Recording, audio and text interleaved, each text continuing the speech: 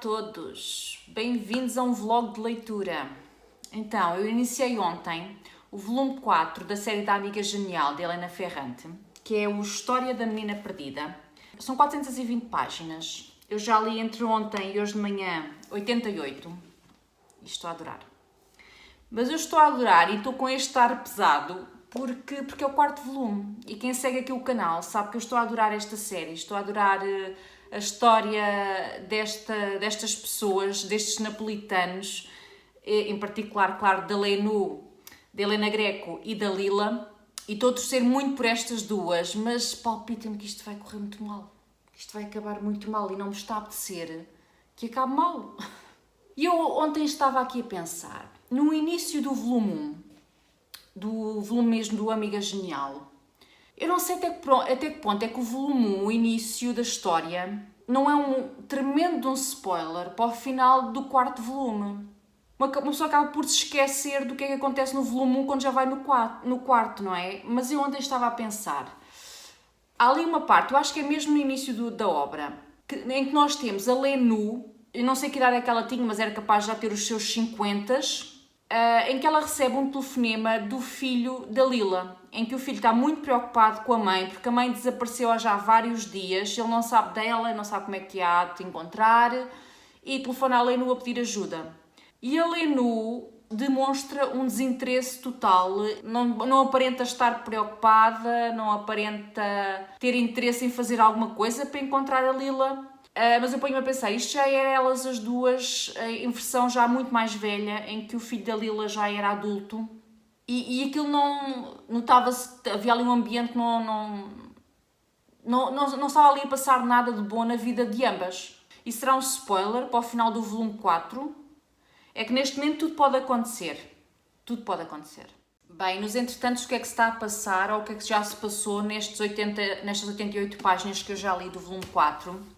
Da Lila não sabemos muito, porque a narradora é a Lenu e a Lenu está focada na sua própria vida. Ela criou ali vários anticorpos contra a Lila e não quer saber da Lila para nada. Ela quer mesmo afastar a Lila o máximo possível da sua vida e não quer estar com ela e não quer partilhar nada com ela. Mas, no entanto, nós temos a Lila a insistir muito com telefonemas na base quase da perseguição, do stalking, para tentar reatar a relação com a Lenu e elas acabam por se encontrar uma vez ou duas. Mas, basicamente, temos uma Lenu muito perdida na vida, uma Lenu que deixou o marido pelo grande amor da sua vida e as coisas não estão a correr assim de forma muito tranquila. A Lenu está completamente perdida, basicamente. E eu temo pelo futuro desta rapariga. Porque ela tem duas filhas e ela não está muito importada com as filhas. Aliás, nós sabemos que ela nunca quis engravidar, nem da primeira vez, nem da segunda vez. Foi tipo, ups, uma vez, ups, duas, agora estou grávida. E ela cuidava das filhas de uma forma responsável, mas quem leu o volume 3 sabe que nunca foi assim uma mãe apaixonada pelas filhas, não é? Não foram gravidezes desejadas e mesmo depois de as ter, ela nunca teve... Ela sempre sentiu que as filhas e o casamento a estavam a puxar para trás, a nível profissional. E eu sinto que isso mantém-se neste volume, isso mantém-se, porque ela está muito focada no trabalho, na profissão, em publicar livros, em ter uma carreira, o que, tudo bem, ela trabalhou muito para isso, mas depois também está extremamente focada e obcecada com o Nino. E as filhas acabam por ficar para trás e o problema aqui é que ela não tem um plano. Ela não tem um plano. O que é que ela vai fazer à vida dela? Onde é que ela vai morar? Com que dinheiro? Como é que se vai sustentar? Enfim, dramático. Dramático, mas é isso. Foi o que eu li até agora. A Lila aparenta estar bem. A Lila está benzinho, embora a gente não saiba muito dela pelos motivos que eu já expliquei.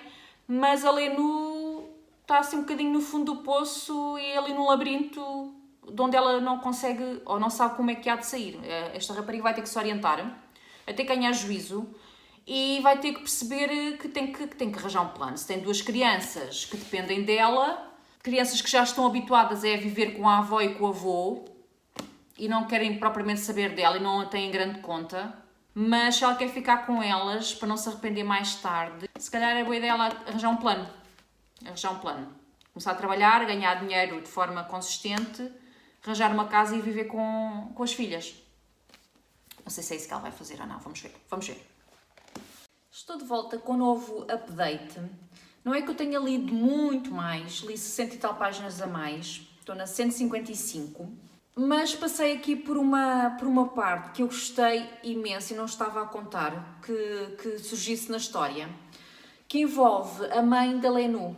A mãe da Lenú é uma personagem que sempre me irritou, sempre detestei a senhora, porque ela sempre foi muito do contra. É uma personagem que não aparece muito, mas a senhora, quando aparece, é sempre de uma forma muito negativa, muito destrutiva.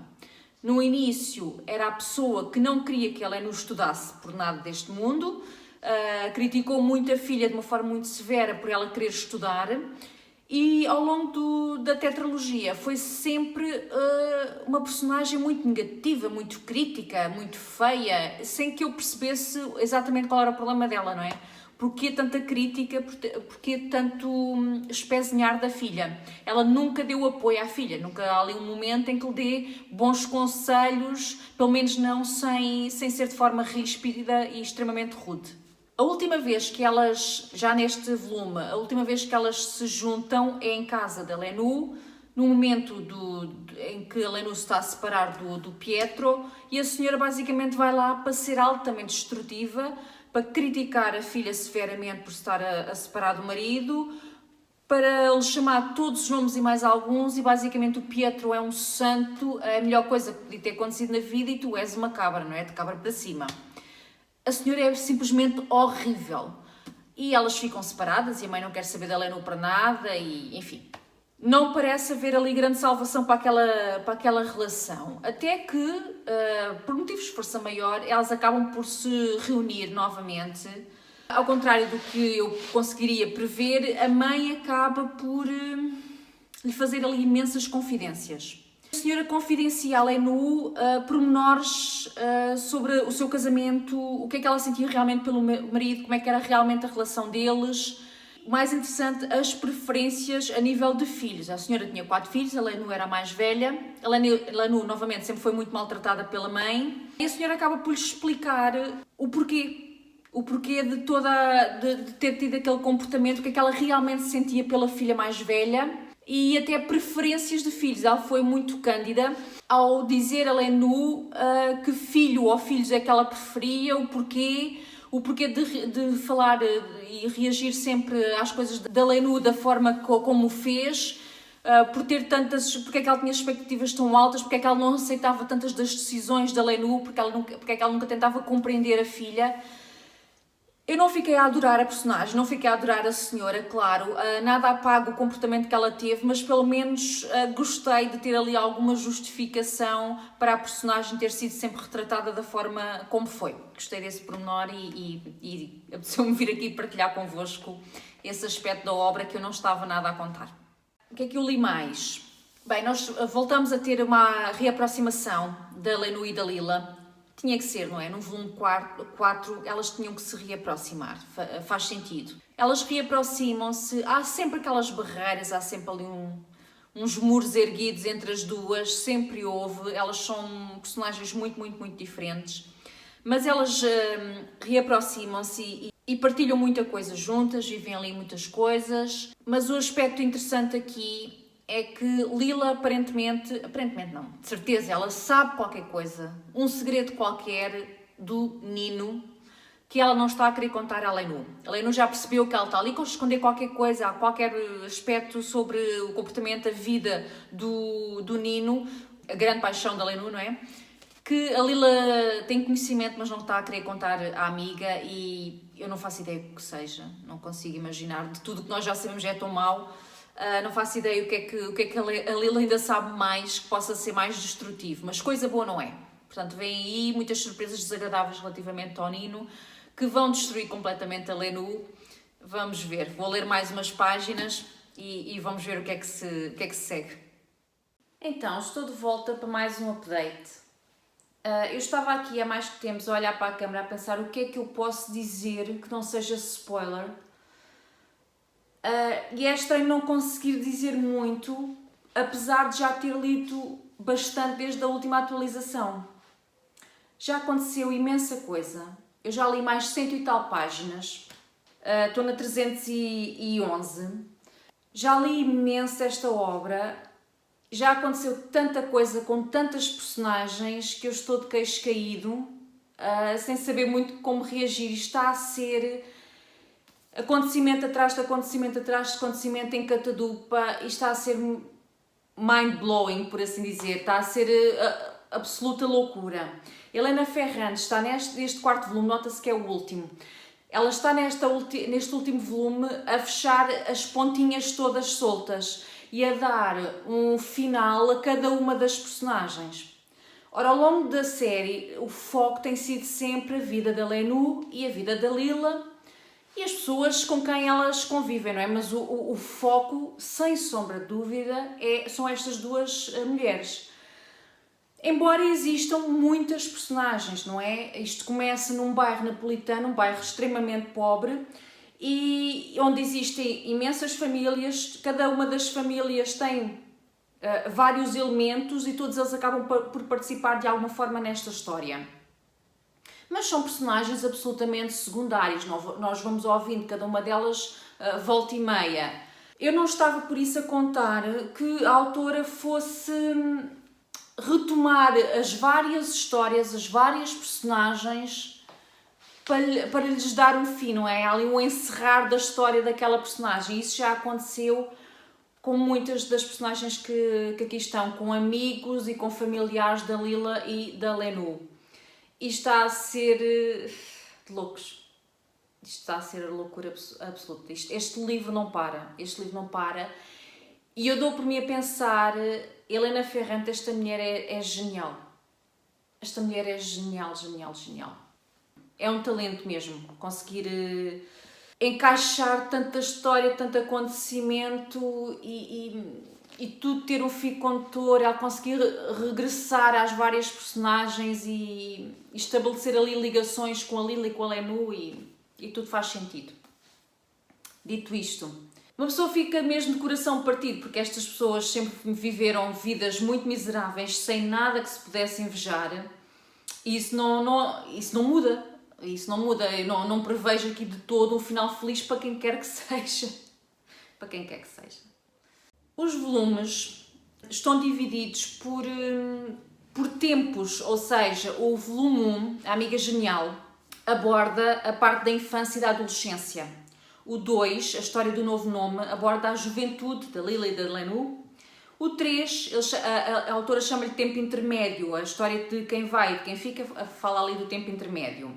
Este volume 4 está dividido em 2 tempos. O tempo da maturidade, que é a história da menina perdida. A Lila e a Lenú já estão com 30 e muitos. E depois a reta final é a parte da velhice, que se chama História do Mau Sangue. Eu já estou na parte da velhice. E durante a parte da maturidade daquelas duas mulheres, acontece tanta coisa. Com a Lenú a regressar ao bairro napolitano, onde ela sempre quis sair e para onde ela nunca quis regressar.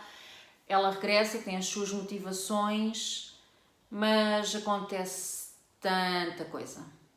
E é engraçado, porque nós continuamos, sempre houve aquela dúvida, o que é que realmente se passa com Lila, porque ela uma vez parecia a melhor amiga da Lenú, outras vezes parecia que a estava a usar para atingir determinados fins, e isso mantém-se.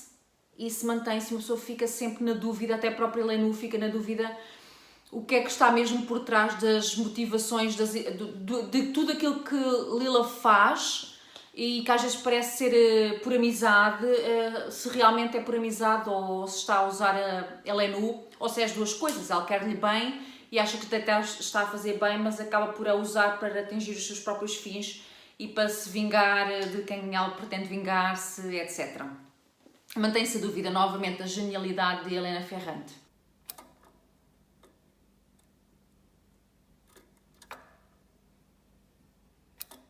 Então, já li tudo, já concluí esta série. Não derramei nenhuma lágrima, mas para mim já acabou aqui a história da Lenú, ou da Helena Greco e da Lila Cerulo. Foi um prazer acompanhar estas duas personagens ao longo de algumas 5, 6 décadas da sua vida. Estas duas amigas, como eu já disse, nasceram num bairro muito pobre, em famílias extremamente pobres, onde, de certa forma, nasceram destinadas à miséria, a uma vida de muitas dificuldades, muitos entraves e sem oportunidades. E as duas, à sua maneira, lutaram muito para ultrapassar todos esses obstáculos e por serem alguém na vida, por terem uma vida de conforto, de luxo até, de prestígio socialmente mais favorável. À Lenu foi-lhe dada a oportunidade de estudar e ela agarrou essa oportunidade com unhas e dentes e estudou, até mais não, ela foi para a faculdade, casou com um homem que tinha mais prestígio social e económico, vinha de famílias de bem, por assim dizer.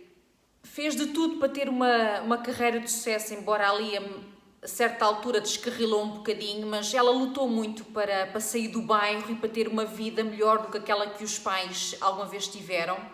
Lila, por seu lado, não teve a mesma sorte de Lenu, porque não lhe foi dada a oportunidade de estudar. Ao longo dos 4 volumes, somos lembrados constantemente de que Lila era uma jovem muito inteligente. Ela, desde pequenininha, desde a escola primária, ela tinha uma inteligência muito acima da média. Ela quase que aprendia sozinha. Era uma miúda mesmo muito inteligente e com muito potencial. Mas as duas pareciam que estavam algo condenadas a viver na mesma tristeza, na mesma infelicidade, com as mesmas dificuldades, com as mesmas limitações dos seus pais e dos seus irmãos e todas as gerações anteriores. Lenu, como eu disse, conseguiu um pouco mais devido aos seus estudos, devido à possibilidade que teve de ir estudar para a faculdade, mas ela acaba por, já mulher adulta, já mãe de filhas, regressar ao bairro, ir morar para o mesmo prédio da Lila, o que acaba por ser, de certa forma, um retrocesso, uma regressão até para as filhas que crescem, que vivem vários anos naquele bairro, que não evolui, um bairro pobre, com muita violência, máfia, muitas guerras. Não bastava a Itália, todo o país já estar submerso em grandes conflitos políticos. Havia muitas guerras entre membros em polos opostos a nível político. Eram fascistas contra comunistas, era o caos completo por toda a Itália. E a própria Lenu tem os seus dramas no bairro e na sua vida pessoal e na sua vida familiar. Portanto, nós sabíamos à partida que as probabilidades delas terem um grande futuro, um futuro muito brilhante, não eram as mais elevadas. Mas eu fiquei sempre o tempo todo a torcer para que estas duas conseguissem, de alguma forma, alcançar pelo menos uma parte daquilo que tanto ambicionaram e porque tanto trabalharam, porque foi uma luta de uma vida inteira para conseguirem sair, não só fisicamente do bairro, mas deixar mesmo aquele estilo de vida e serem felizes, basicamente. A identidade de Helena Ferrante, da autora, é desconhecida, ninguém sabe exatamente quem é esta mulher, como é que ela se chama ou que vida é que teve, apenas se especula e existem algumas teorias, e isso faz imenso sentido nesta obra. Pode ser assim um excelente marketing, porque nós temos aqui uma personagem narradora que é uma mulher que é ela própria escritora de romances e ela escreve estes 4 volumes como se fosse quase um diário. Escreve a história da sua vida toda, até à velhice. Elas são, tanto Helena Ferrante como a Helena Greco, são as duas Helena, as duas estão a contar uma história de vida. Crê-se que Helena Ferrante também seja napolitana e tenha nascido no mesmo ano, ou mais ou menos no mesmo ano, que a protagonista Helena Greco. Portanto, há aqui muitas semelhanças, faz com que qualquer leitor acredite que Helena Ferrante esteja a contar, de certa forma, mais coisa menos coisa, a história da sua vida, daquilo que ela viu acontecer durante a sua infância e durante a sua adolescência no bairro onde terá nascido. Eu não sei se isto é autobiográfico ou até que ponto é que será, mas acredito que há aqui uma boa percentagem de Helena Ferrante a contar a história daquilo que viu acontecer, não necessariamente consigo, mas com as pessoas que a rodearam ao longo da sua infância. Eu acredito que sim, que a autora, tenha ela que não me tiver, mas A autora, conhecida por Helena Ferrante, terá nascido num bairro napolitano muito pobre, muito desprivilegiado e terá assistido a muitas das coisas que nós vemos aqui narradas nesta história e terá sido essa a inspiração, porque acho que ninguém conseguiria escrever uma história tão rica, tão bem formulada, tão bem pensada, tão bem estruturada, onde nada acontece por acaso, onde não existem ali propriamente pontas soltas. Uma história tão extraordinária, o seu sucesso não é por acaso e a pessoa que escreve não ter um conhecimento intrínseco daquilo de que está a falar, de algum bairro em particular, algum bairro napolitano. Não consigo conceber, acho que Helena Ferrante terá vivido algumas destas coisas que aqui estão narradas. Claro que muito será, pois ficção também. Mas terá a base, as raízes terão sido vividas por Helena Ferrante, acredito eu. Portanto, faz todo o sentido esta escritora se manter no anonimato para todo o sempre, para nós, no nosso imaginário, apenas haver teorias e especulações e não sabemos ao certo a vida real de Helena Ferrante, porque para não estragar e para não haver comparações entre a obra, entre a realidade e a ficção e não estragar este mundo em que nós vivemos enquanto estamos a ler a série A Amiga Genial. Bem, eu não me vou alongar, este vídeo já está longo demais. Só quero dizer que, obviamente, adorei e recomendo a toda a gente que ainda não tenha lido a série para ler. Deem uma oportunidade à série Amiga Genial. Eu sei que há pessoas que leram o primeiro volume ou começaram a ler o primeiro volume e desistiram. A essas pessoas eu só quero dizer que, efetivamente, o primeiro volume é o mais fraco, é o mais lento, é o que aborda a parte da infância e da adolescência, onde tudo está a começar. Aquelas famílias ainda não fazem parte da nossa vida, de certa forma. Então é uma história mais lenta, aquele primeiro volume, efetivamente. Mas deem uma oportunidade, leiam o primeiro volume até ao fim, mesmo que não estejam a amar, porque o segundo volume é acontecimento atrás de acontecimento. É fantástico. O terceiro volume também é muito bom. E o quarto volume é loucura, porque não para. Acontecem coisas em todas as páginas, não para. Não há um momento entediante neste último volume. E, overall, no geral, é uma série extraordinária. Ainda bem que ali, e recomendo a toda a gente, portanto, 5 estrelas, obviamente. Leiam. Se ainda não subscreveram ao canal, subscrevam se gostaram deste conteúdo e quiserem conteúdo semelhante. Não se esqueçam de deixar o like no vídeo, já sabem como é que é. E comentem. Eu quero os vossos comentários, quero saber a vossa opinião. Deixem tudo na caixa de comentários, ok? Beijinhos e obrigada e até ao próximo vídeo.